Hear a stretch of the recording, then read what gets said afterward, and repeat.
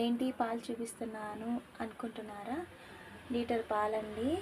ఇప్పుడైతే నేను కీర్ చేయబోతున్నాను. ఇదిగోండి, ఇక్కడైతే వేడి నీళ్ళు పెట్టాను. వేడి నీళ్ళు బాగా మరుగుతున్నాయి. అదిగోండి, ముందుగా నేను బాస్మతి రైస్ అయితే నానబెట్టి ఆరబెట్టిన తర్వాత మిక్సీ పట్టి పెట్టుకున్నాను. ఇలా దరుగ్గా కీర్ చేయడానికి. అలాగే మనం నెయ్యిలో వేసుకునే డ్రై ఫ్రూట్స్ ఫ్రెండ్స్, ఇలాచీ, సోపు, గోడంబి, ద్రాక్ష కీర్లోకి వేయడానికి. చూడండి ఫ్రెండ్స్, సోపు, ఇలాచీ ఇలా దంచి పెట్టుకున్నాను. చూడండి, వాటర్ అయితే ఉడికిపోతున్నాయి కదా. ఇప్పుడు మనం మిక్సీ పట్టి పెట్టుకున్న బాస్మతి రైస్ని అందులో వేసుకుందాం. ఇదిగోండి ఫ్రెండ్స్, ఈ పౌడర్ మొత్తం ఇందులో వేసుకోవాలన్నమాట.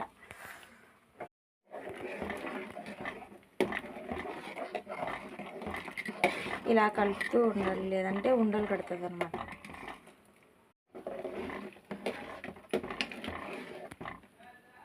బాగా ఉడకనిద్దాం. అందులో షుగర్ వేయడానికి ఒక 1/2 కిలో. ఇదిగోండి, కీర్ అయితే రెడీ అయిపోయింది. ఇప్పుడైతే అందులోకి గోడంబి, ద్రాక్ష, గసగసాలు, సారపప్పు అన్నీ వేసి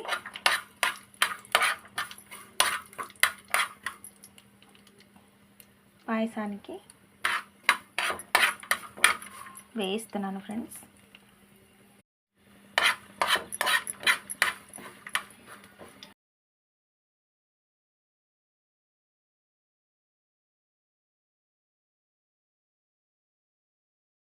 ఫ్రెండ్స్, మిలాది నబీ పండగకి కుడుములు చేస్తున్నాను.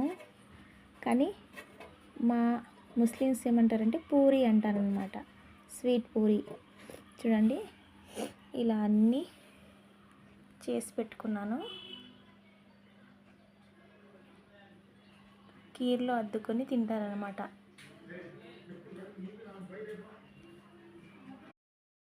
ఇదిగో ఫ్రెండ్స్, ఇలా అన్నమాట.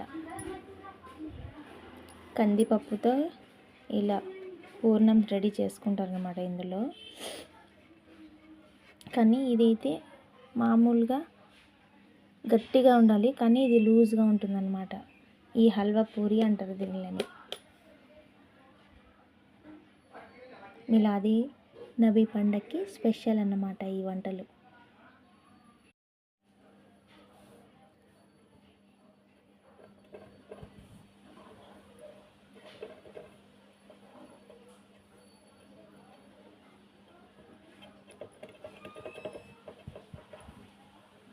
చూసారు కదా ఫ్రెండ్స్, ఇంతే.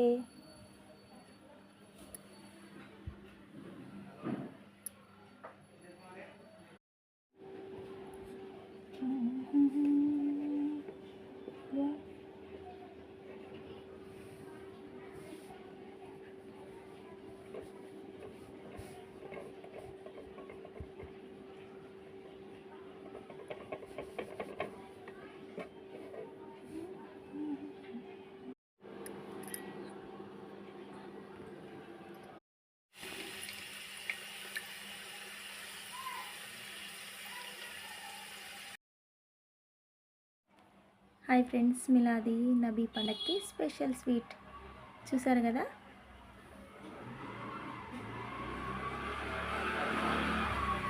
కీర్ పూరి.